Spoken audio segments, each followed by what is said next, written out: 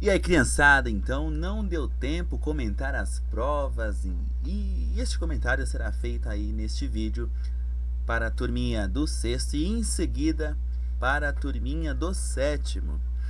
Temos aí o caso do sumiço de Laís Carr e em seguida nós temos a droga da obediência de Pedro Bandeira. A primeira pergunta que nos aparece para a turminha do sexto ano, que é o caso do sumiço, é: qual é a importância na história de O Caso do Sumiço? Como os personagens lidam com os desafios e conflitos nas relações de amizade e como isso se relaciona nos dias atuais.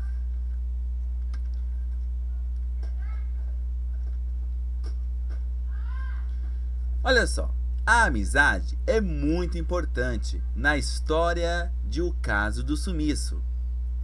Os personagens enfrentam desafios e conflitos nas relações de amizade, mas percebem que é importante se entender e se ajudar. Isso se relaciona com os dias atuais, porque também passamos por desafios nas amizades. Aprendemos que é necessário ter empatia, ouvir o outro e resolver problemas juntos. A nossa segunda pergunta da prova do livro Caso do Sumiço diz: o livro aborda questões sobre a identidade e a autoaceitação. Como os personagens do livro enfrentam desafios relacionados à própria identidade? Como podemos aprender a nos aceitar como somos? Então, após as suas reflexões, você vai escrever uma resposta pessoal que possa estar bem próximo a essa. No livro, os personagens enfrentam desafios relacionados à própria identidade. Eles descobrem que cada um é único e especial à sua maneira. Aprendemos com eles que devemos nos aceitar como somos, com nossas características e qualidades. É importante entender que não precisamos ser iguais aos outros para sermos valorizados. Então é aquilo que a gente sempre conversa durante os nossos diálogos, as nossas aulas dialogais. Cada um tem uma particularidade, cada um tem uma essência, um jeitinho particular de ser. Pensa se o mundo fossem todos iguais, a monotonia que seria. Porém, com essa diversidade, cada um de um jeito, o mundo ele fica colorido, ele fica mágico e encantado.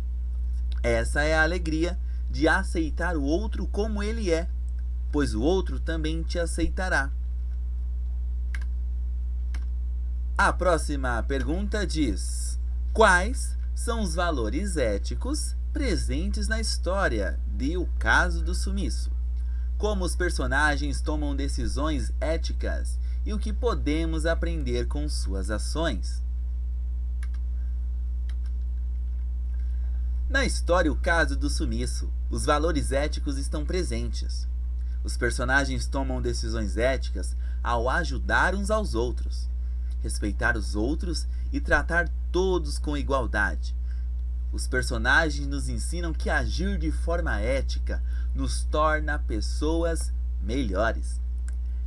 Eu já disse em aula e repito aqui nesse vídeo: ao estender a mão para uma pessoa, que não seja para empurrá-la, e sim para reerguê-la, pois assim o mundo, o vasto mundo, do tamanho que o é, tem espaço no palco da vida para que todos possam crescer.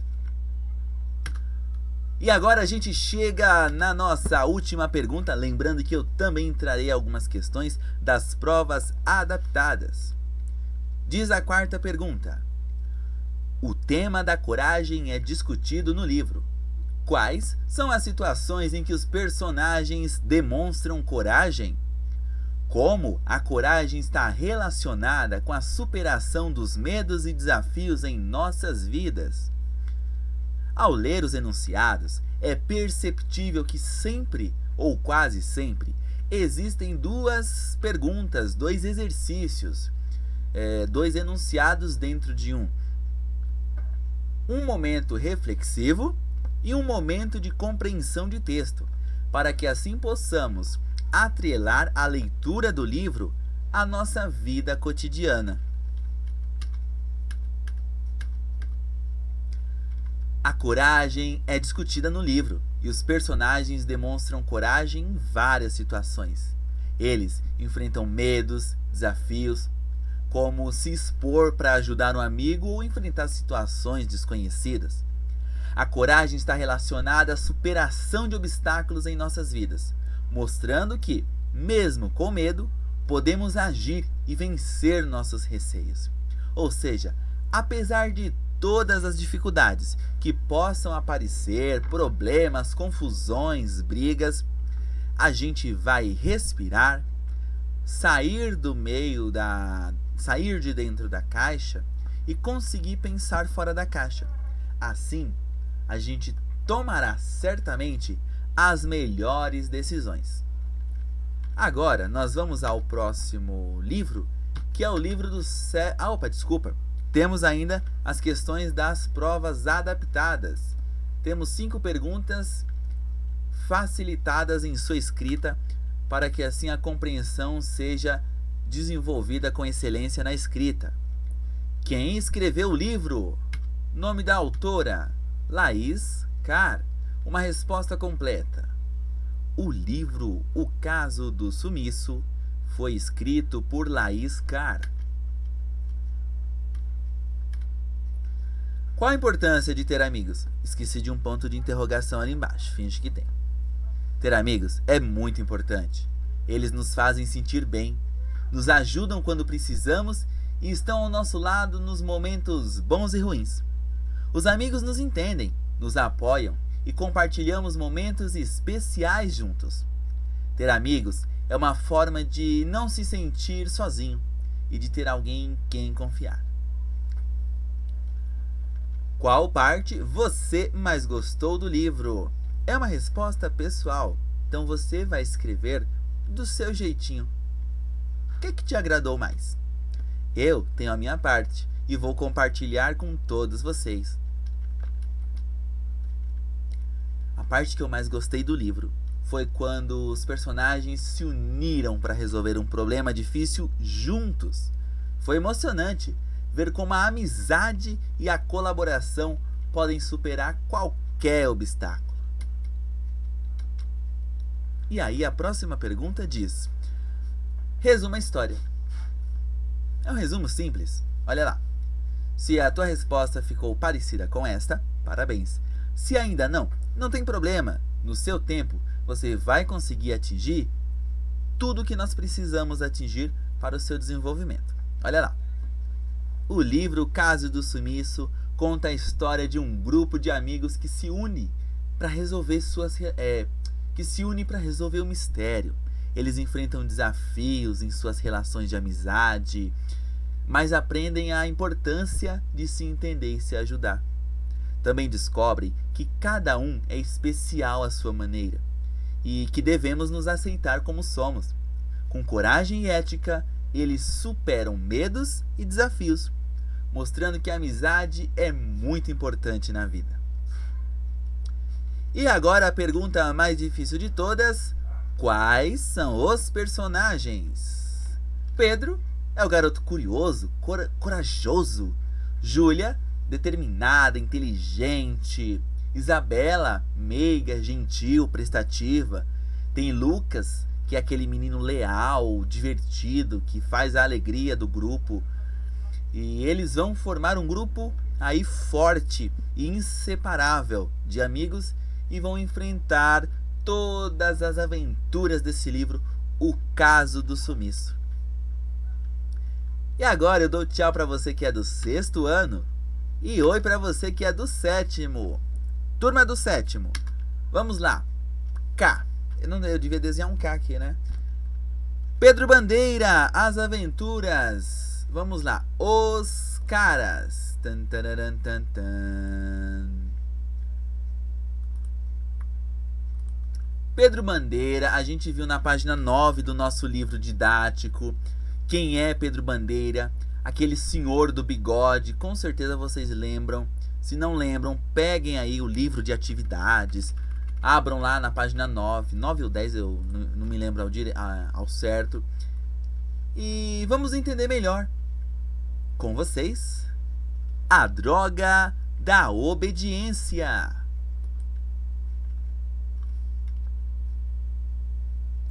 São as perguntas que nós temos.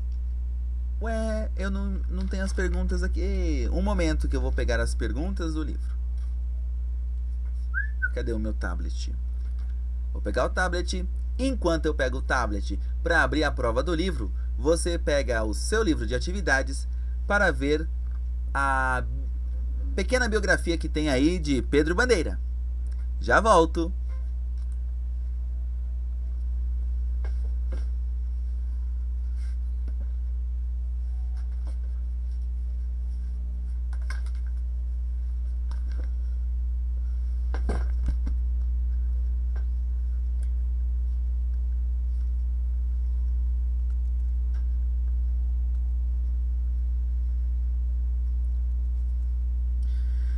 Muito bem, aqui está a minha prova aberta, nossa prova do livro, A Droga da Obediência. Lembrando que divertidamente não é o filme, você pode seguir a leitura desses livros, é uma coleção, depois eu falo quais são, tá? Os próximos livros, alguns já pesquisaram, eu super indico, são bons. Diz a primeira pergunta: o livro apresenta uma visão pessimista da natureza humana, sugerindo que somos facilmente manipuláveis. Isso levanta questões sobre a nossa capacidade de tomar decisões racionais e autônomas. Até que ponto somos influenciados por forças externas? E qual é o nosso papel na formação da nossa própria identidade moral? Olha só. O livro A Droga da Obediência, ele mostra que as pessoas podem ser facilmente manipuladas. E isso nos faz pensar sobre o quê? Sobre as influências externas e como elas podem afetar nossas decisões e nossa identidade. Até que ponto somos realmente livres para escolher o que queremos fazer?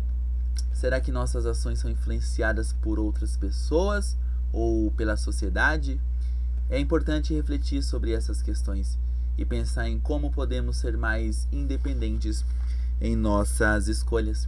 Então, na construção do seu caráter, da sua vida, tudo aquilo que te foi ensinado em qualquer esfera da sociedade, como eu sempre falo, nós frequentamos diversos lugares e em cada lugar nós temos acesso a diversas informações. O que é bom para o seu desenvolvimento, o que é bom para a sua vida. No livro do Pedro Bandeira, a gente percebe que os jovens, eles são induzidos, muitas vezes por pessoas próximas, a participarem ali de tudo que está acontecendo. Será que foi por falta de informação, por falta de um filtro? É discutível. Próxima questão. Vejamos. Diz assim: considerando as transformações sociais e tecnológicas ocorridas desde a publicação do livro, de que maneira a droga da obediência poderia ser reinterpretada nos dias atuais? Reflita sobre os possíveis mecanismos de manipulação presentes na sociedade contemporânea e como podemos estar atentos a eles, buscando preservar nossa autonomia e liberdade de pensamento. Então, olha só. Desde que o livro foi publicado, muita coisa mudou na sociedade, não foi isso? Agora temos tecnologia, redes sociais, elas podem nos ajudar, nos influenciar de diferentes maneiras. Por exemplo, os algoritmos das redes sociais mostram conteúdos que acham que gostamos, mas isso pode nos manter presos em uma bolha, sem ver outras opiniões. Também precisamos ter cuidado com as notícias falsas que podem nos enganar e nos fazer acreditar em coisas que não são verdade.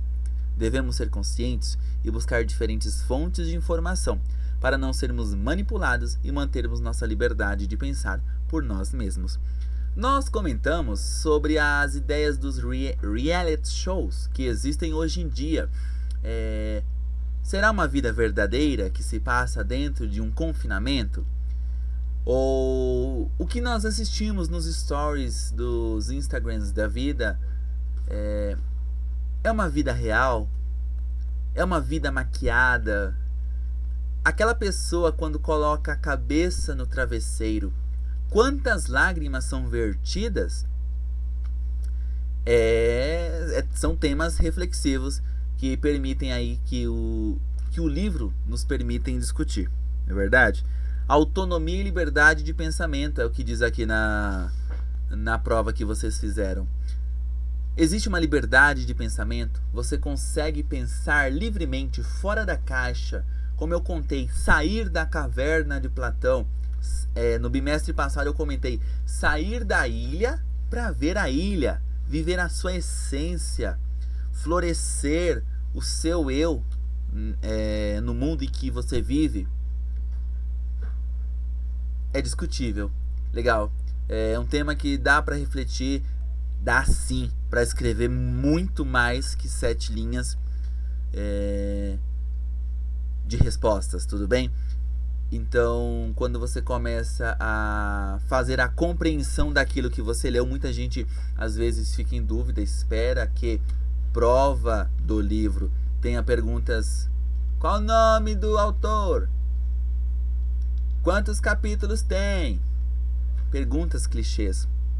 Mas eu digo uma coisa a vocês: as perguntas clichês, elas mantêm vocês dentro da caixa, que eu tanto digo que vocês devem, que nós, sociedade hoje contemporânea, devemos sair da caixa, pensar fora da caixa, termos autonomia, pensamentos independentes, crescermos como cidadãos críticos que consigam resolver conflitos e situações de uma maneira dialogal, não é verdade? E aí o livro traz isso, essa questão de você estar preso ao que foi ensinado e se manter apenas dentro, como eu comentei aqui, de uma bolha. E isso muitas vezes, infelizmente, é o que vai gerar as dificuldades, os preconceitos, a não aceitação do outro ser diferente de você mesmo. Pensa assim, você está crescendo e você já é alguém, mas como diz aí um ditado tradicional, para ser alguém na vida, eu acredito que todos já são alguém na vida pelo simples fato de existir. Você está construindo o quê no tecido da sua existência? Você está construindo pontes que unem ou muros que dividem? Aí eu deixo uma reflexão extra a vocês. A próxima pergunta diz: 3. O livro traz à tona questões sobre autonomia individual e o pensamento crítico.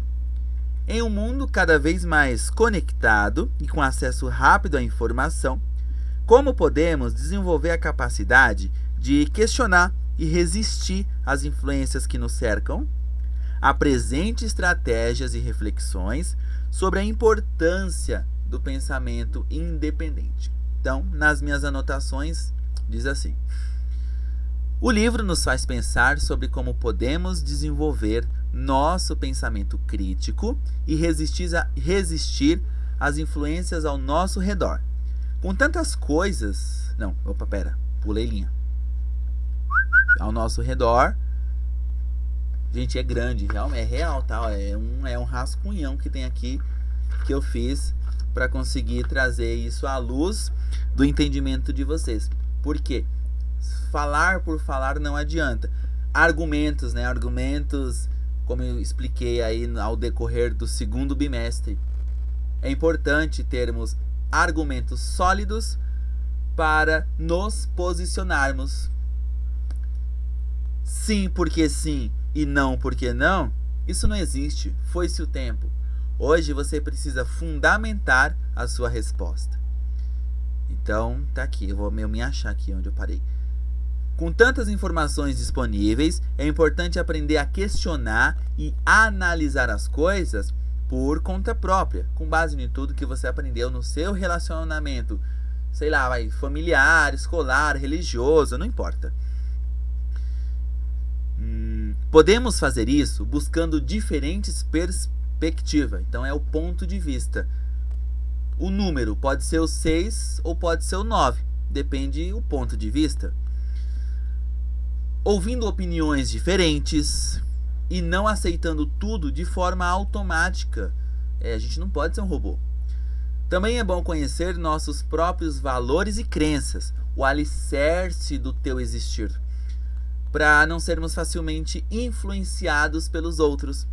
Devemos ser curiosos, fazer perguntas e buscar respostas por nós mesmos.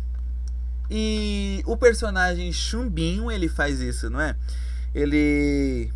não é aquilo, deixa a vida me levar, a vida leva eu. Chumbinho não. O Chumbinho, ele... opa, peraí. Meus amigos estão robotizados? E aí ele começa a questionar. Ele começa a pensar fora da caixa. Ele sai da ilha para ver a ilha. Reconhecer o eu dentro de si mesmo. É um negócio meio filosófico. Mas isso é compreensão de texto. Do texto do livro. Se fosse uma prova de interpretação do livro, eu traria perguntas básicas. Qual a cor da capa do livro? Quantos capítulos tem o livro? Mas não. Na idade em que vocês estão, o pensamento de compreender, ou seja, ler o livro e relacionar a sua vida ao que acontece ao seu redor, é importante para que quando você crescer, você lembre-se, nossa, eu tive estrutura, meus fundamentos não vacilaram e hoje eu consegui me tornar um adulto consciente dos meus direitos e deveres. Questão 4. Em que medida a sociedade atual pode ser comparada à sociedade descrita no livro A Droga da Obediência? Existem semelhanças entre as formas de controle social em ambos os contextos? Tchan, tchan, tchan, tchan. Então, o que é controle social? É um cidadão que manda e desmanda em todo mundo, literalmente. E aí eu anotei o seguinte, olha lá. Deixa eu pôr o tablet aqui com o carregador. A sociedade atual tem diferenças em relação à sociedade do livro, claro.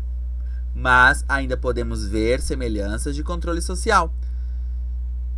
No livro, as pessoas são controladas por uma droga que as faz obedecer sem questionar. Na nossa sociedade não temos uma droga assim, que é o que eu falei pra vocês, o comprimidinho lá.